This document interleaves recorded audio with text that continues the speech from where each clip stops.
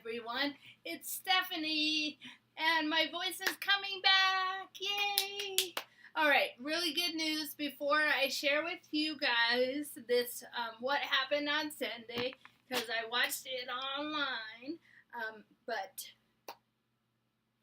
hold on. Damon took me back, so I was felt like it was really important after doing that video and being so vulnerable.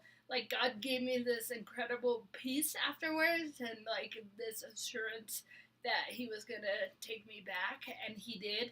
So yes, we worked on his floor in his basement some more yesterday.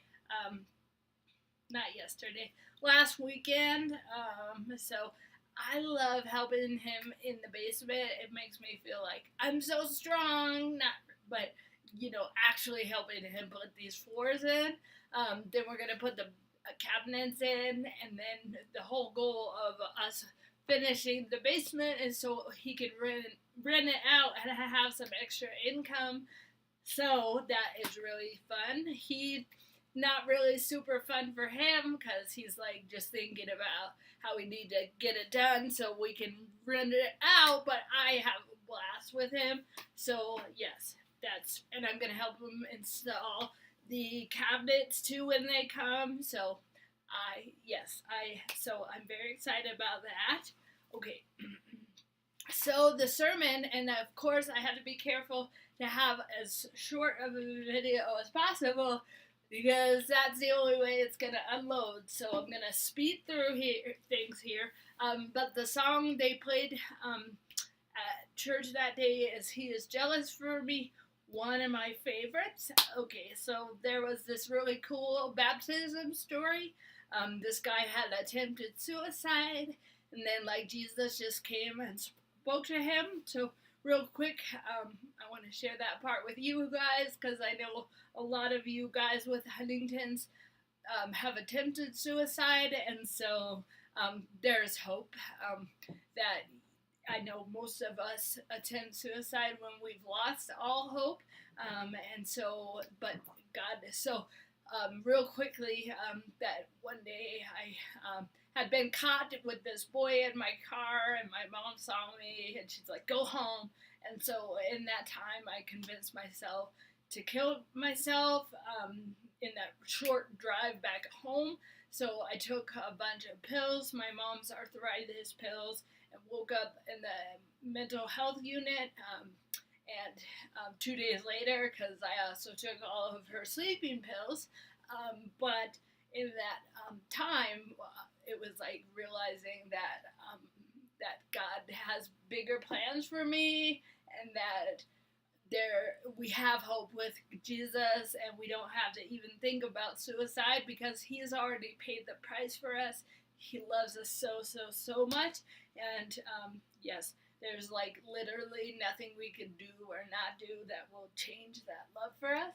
So I want to speak hope to you guys, anybody who has attempted suicide or thinking about it. You don't have to, because you can have hope and peace and joy just learning to lean on Jesus. So that's my little quick thing.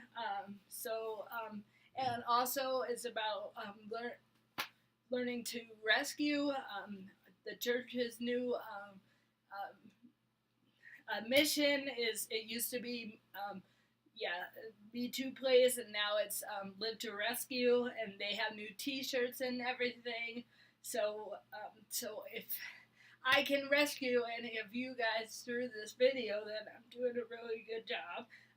And so also it's about the Great Commission, about making disciples of men. So it's cool. God showed me you guys are my disciples. And so, I was like, oh, yes, that's awesome. So you guys feel free to have your own disciples because, that's what Jesus really wants in us. So, let me just see if we have anything else.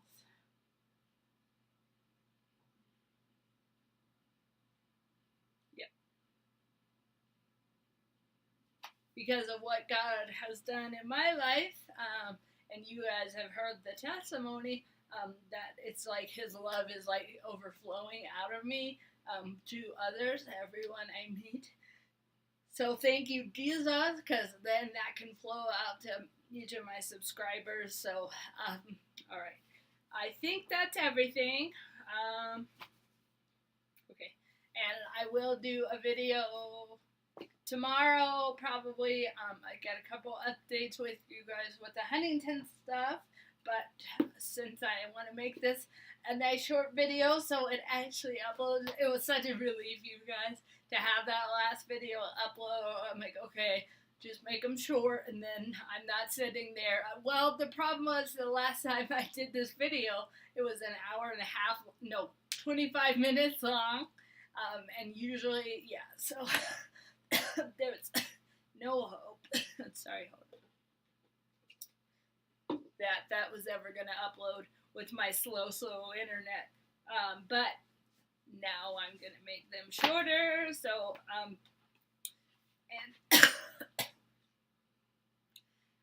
this 2 pages here in this chapter 10, Love Heals Through the Act of Forgiving. This is titled, and those who don't know, this is written by, I don't think I've told Damon yet, but this devotional is done by somebody who works with sex traffic victims. So when he does watch the next video, and so they have a ministry called Thistle Farms, where women just come and just get blasted with Jesus' love, and it just pour out into them. So, all right, forgiving others. Forgiveness doesn't mean that we forget or that we don't hold one another accountable. It means that we can pray for the other person without sarcasm in our hearts, and that we no longer think of the one who has been wronged as us, as our enemy. This is like most of the way of healing is easier said than done.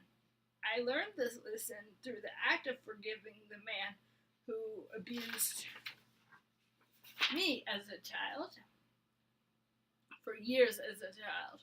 This part of the leadership of the church my father had pastored, and the abuse started after my father's death when I was about 5. Holding on to that secret and feeling angry made me pretty sick. I felt scared and acted out in ways that I later wish I hadn't.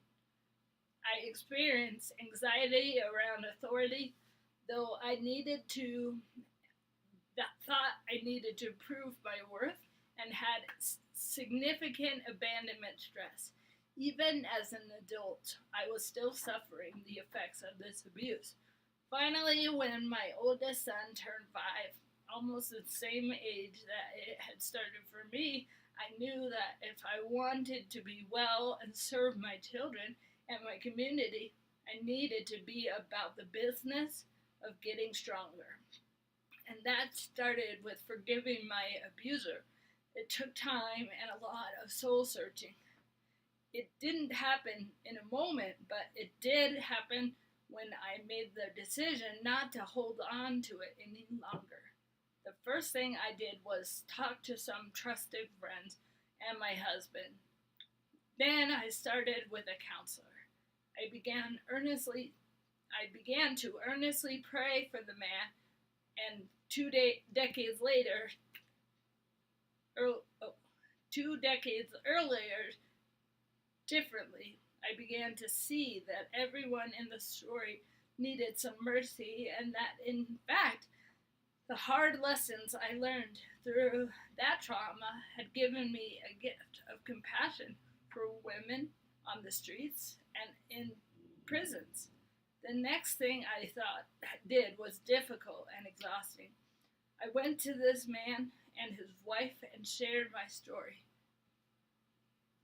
My main goal was to give the story of his abuse back to him, so I didn't have to carry it like a secret cancer anymore.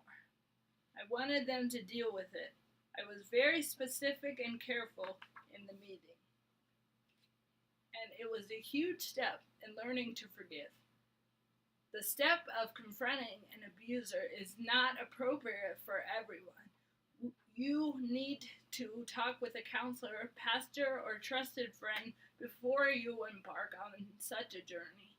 Sometimes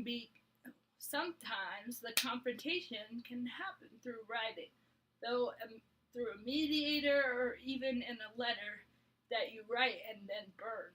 Sometimes the abuser has died. Sometimes the contact can do more damage than good. For me, it was I confronted my abuser. I wasn't instantly healed, but somewhere along the way, I forgave him. The steps were not linear, and I can't pinpoint when it happened What I know is that in the act of forgiving, drops of freedom began to seep through the dry ground of my heart, and it turned back against the place when something could grow. In forgiveness, the small drops of freedom make their way into rivers that allow the healing hope of justice to flow.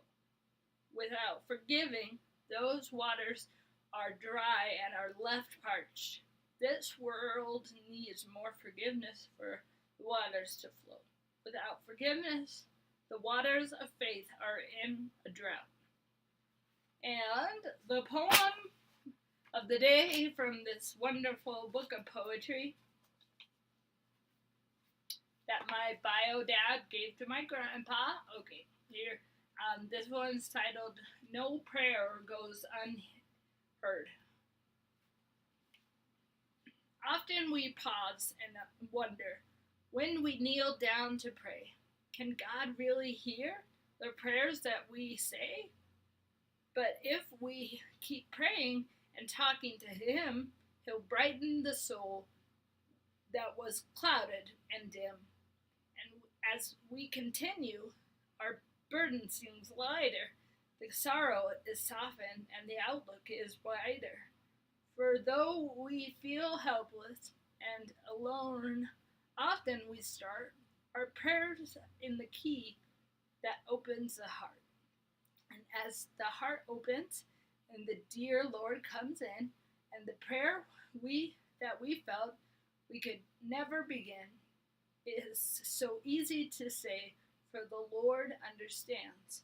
He gives us new strength, but by the touch of His hand. All right, you guys are all caught up, and now I'm going to pray. Thank you, Jesus, so much for my subscribers and this story and this Love Heals devotional, Lord. And I just ask that everybody who really needs to forgive, Lord, that you would soften their hearts and allow them to be able to pray for the person that abused them, and that you would have your way in their heart, mind, body, and soul. All right, you guys, I'll talk when I have more to say.